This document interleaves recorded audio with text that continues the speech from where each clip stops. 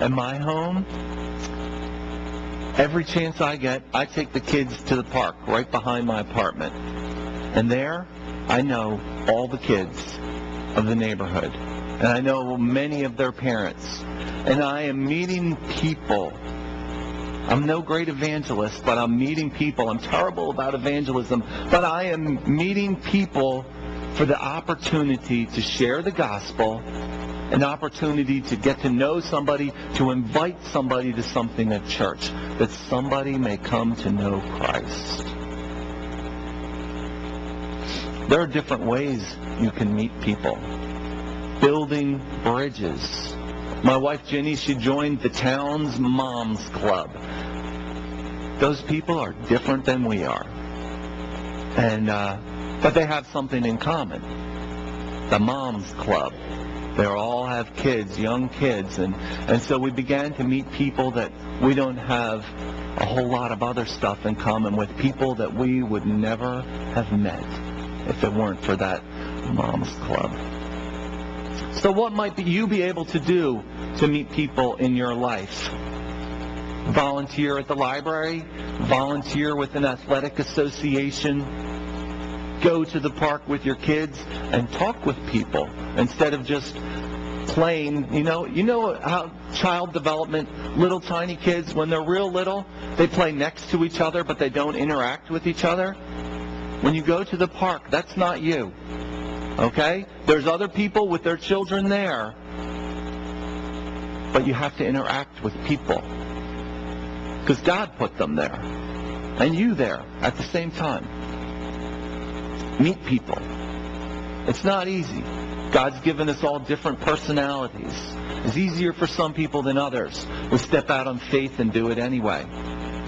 You meet people. Maybe you take your grandkids to the park. My dad's retired now, and I can remember as a kid he loved trains. We had trains around the Christmas tree and all that kind of stuff. But now that he's retired, he's joined it's like a bunch of little kids, the big men's train club. And then they get to play with real trains, and they run these little excursion trips, where they take people on train rides, on these train tracks that aren't used. And what an opportunity to meet people that you would not meet and know.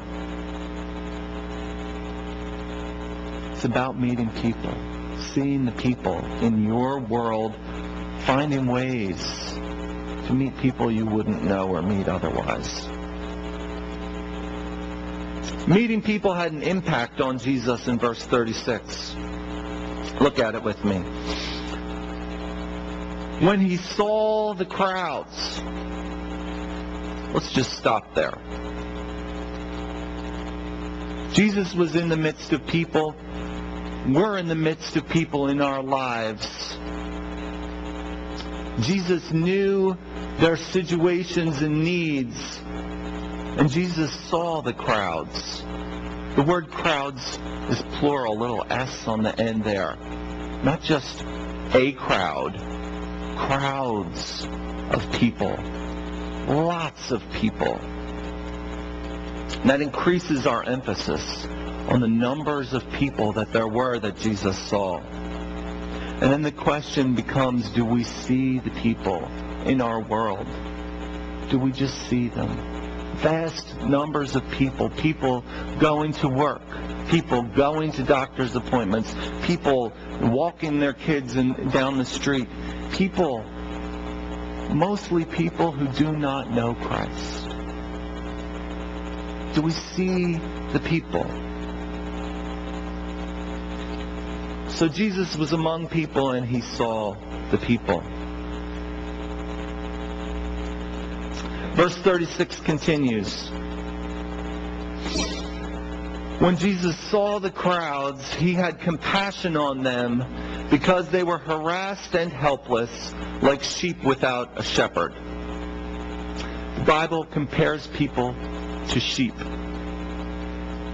It says that they were harassed, they're helpless, they're worn out from being bullied, from being oppressed, being confronted by the carnivores of life. The text says that they were helpless or scattered. It literally means that they are lying on the ground alone. Everybody's watched PBS, right? You've all seen enough documentaries to know what happens to a wildebeest that is separated from the herd alone. Facing a lion, it has no chance. It's devoured every time. You know, before they even start showing it to you, it's going to die.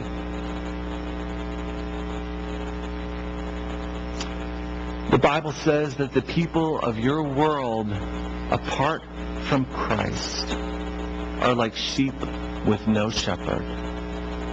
No one to protect them. No one to guide them. No one to lead them. No one to meet them in their need, and no one to provide for them. Jesus saw the crowds of people. He saw them. And he was filled with compassion for them.